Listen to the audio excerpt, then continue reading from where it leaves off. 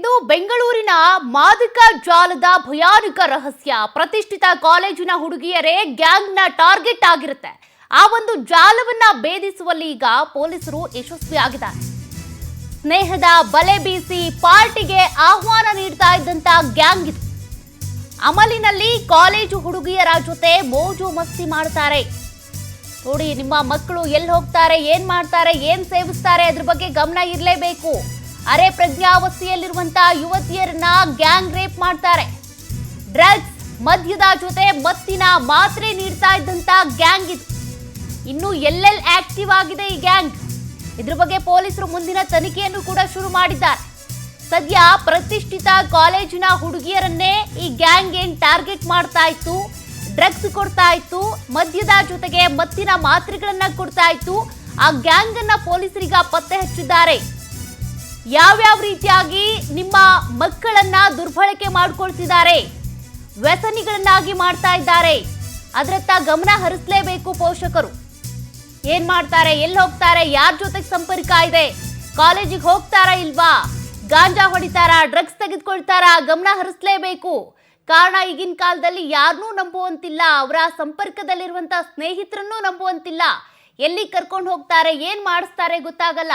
ನೋಡಿ, ಸದ್ಯ ಈಗ ಮದ್ಯದ ಅಮಲಿನಲ್ಲಿ ತೇಲ್ತಾ ಇದ್ದಂತ ಯುವತಿಯರ ಮೇಲೆ ಗ್ಯಾಂಗ್ ರೇಪ್ ಮಾಡ್ತಾ ಇದ್ದಂತ ಗ್ಯಾಂಗ್ ಈಗ ಪತ್ತೆಯಾಗಿದೆ.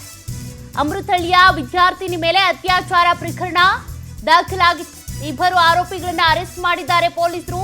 ಸಕಲೇಶ್ಪುರದ ನಿಖಿಲ್, ಪಶ್ಚಿಮ ಬಂಗಾಳ ಮೂಲದ ಡಿಕ್ಸನ್ ಅರೆಸ್ಟ್ ಆಗಿರುವಂತಹ ಆರೋಪಿಗಳು. ಪಾರ್ಟಿ ನೆಪದಲ್ಲಿ ಯುವತಿಯರ ಜೊತೆ ಅಶ್ಲೀಲವಾಗಿ ಡ್ಯಾನ್ಸ್ ಮಾಡ್ತಾ ಇದ್ರು.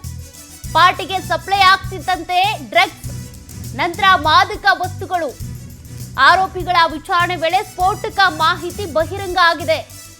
ಈ ರೀತಿ ಇನ್ನೂ ಅದು ಎಲ್ಲೆಲ್ಲಿ ಡ್ರಗ್ಸ್ ಸಪ್ಲೈ ಆಗ್ತಾ ಇದೆ, ಎಲ್ಲಿಂದ ಸಪ್ಲೈ ಆಗ್ತಾ ಇದೆ, ಎಲ್ಲೆಲ್ಲಿ ಮಾರಾಟ ಆಗ್ತಿದೆ, ಜೊತೆಗೆ ಈ ರೀತಿ ಪಾರ್ಟಿಯಲ್ಲಿ ಅಮಲಿನಲ್ಲಿ ತೇಲುವಂತ ಯುವತಿಯರ ಮೇಲೆ ಗ್ಯಾಂಗ್ ರೇಪ್ಗಳಾಗ್ತಾ ಇವೆ.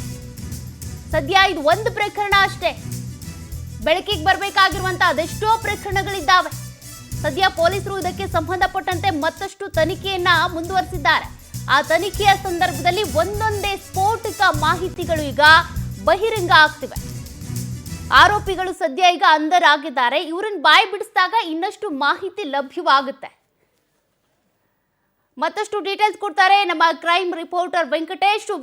ಈಗ ಈ ರೀತಿ ಯುವತಿಯರ ಮೇಲೆ ಗ್ಯಾಂಗ್ ರೇಪ್ ಮಾಡ್ತಾ ಇದ್ದಂತ ಗ್ಯಾಂಗ್ ನ ಇಬ್ಬರು ಸಿಕ್ಕಾಕೊಂಡಿದ್ದಾರೆ. ಇನ್ನು ಎಷ್ಟು ಜನ ಸಿಕ್ಕಾಕೊಳ್ಬಹುದು, ಏನ್ ಡೀಟೇಲ್ಸ್ ಇದೆ ಸದ್ಯಕ್ಕೆ? ಅಮೃತಹಳ್ಳಿ ಪೊಲೀಸ್ ಠಾಣಾ ವ್ಯಾಪ್ತಿಯಲ್ಲಿ ಒಂದು ಖಾಸಗಿ ವಿಲ್ಲದಲ್ಲಿ ಯುವತಿಯವರ ಮೇಲೆ ಗ್ಯಾಂಗ್ ರೇಪ್ ಆಗಿದೆ ಅಂತ ಹೇಳಿ ನೊಂದ ಯುವತಿಯನ್ನು ಅಮೃತಹಳ್ಳಿ ಪೊಲೀಸ್ ಠಾಣೆಗೆ ಒಂದು ದೂರನ್ನು ಕೊಡ್ತಾರೆ.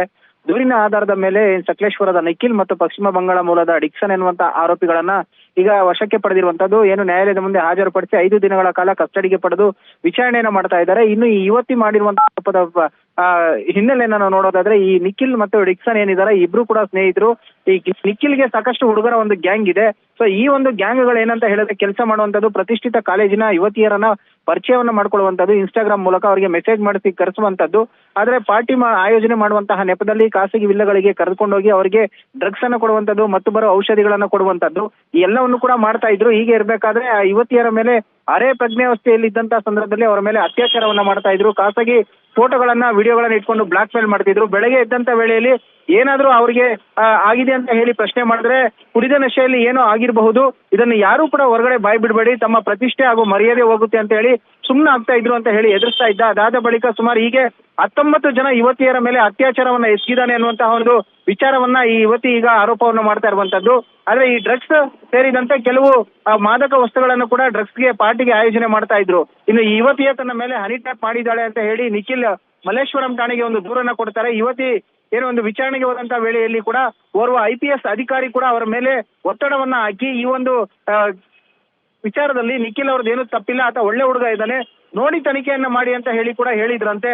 ಸೊ ಈ ಹಿನ್ನೆಲೆಯಲ್ಲಿ ಪೊಲೀಸರು ಕೂಡ ಆತನಿಗೆ ಸಪೋರ್ಟ್ ಮಾಡಿದ್ರು ಅನ್ನುವಂತಹ ಮಾಹಿತಿ ಇದೆ. ಅಂದ್ರೆ ಆತ ಕೂಡ ಕೆಲವು ಹುಡುಗಿಯರನ್ನ ಅಲ್ಲಿಗೆ ಸಪ್ಲೈ ಮಾಡ್ತಾ ಇದ್ದ, ಡ್ರಗ್ಸ್ ಅನ್ನ ಕೊಡ್ತಾ ಇದ್ದ ಅನ್ನುವಂತಹದ್ದು ವಿಚಾರದ್ದು ಸದ್ಯ ಆರೋಪ ಮಾಡ್ತಾ ಇದ್ದಾರೆ ಯುವತಿ. ಈಗ 5 ದಿನಗಳ ಕಾಲ ಕಸ್ಟಡಿಗೆ ಪಡೆದಿದ್ದಾರೆ. ವಿಚಾರಣೆಯ ಸಂದರ್ಭದಲ್ಲಿ ಮತ್ತೆಲ್ಲ ಏನೆಲ್ಲ ಅಂಶಗಳು ಹೊರಗಡೆ ಬರುತ್ತೆ ಕಾದ್ ನೋಡ್ಬೇಕು. ಅಲ್ಲದೆ ತನಗೆ ಏನು 19 ಜನ ಯುವತಿಯರ ಮೇಲೆ ಅತ್ಯಾಚಾರ ಆಗಿದೆ ಅಂತ ಹೇಳ್ತಾ ಇರುವಂತ ಆರೋಪಿ ಸಂತ್ರಸ್ತೆ 19 ಜನ ಯುವತಿಯರಲ್ಲಿ ಯಾರಾದ್ರೂ ಬಂದು ದೂರನ್ನ ಕೊಡ್ತಾರ ಅನ್ನೋದು ಕೂಡ ಈಗ ಇಂಟ್ರೆಸ್ಟಿಂಗ್ ಆಗಿರುವಂತದ್ದು ಸೌಖ್ಯ. ಓಕೆ, ಥ್ಯಾಂಕ್ ಯು ವೆಂಕಟೇಶ್, ನಿಮ್ಮೆಲ್ಲ ಡೀಟೇಲ್ಸ್ಗೆ.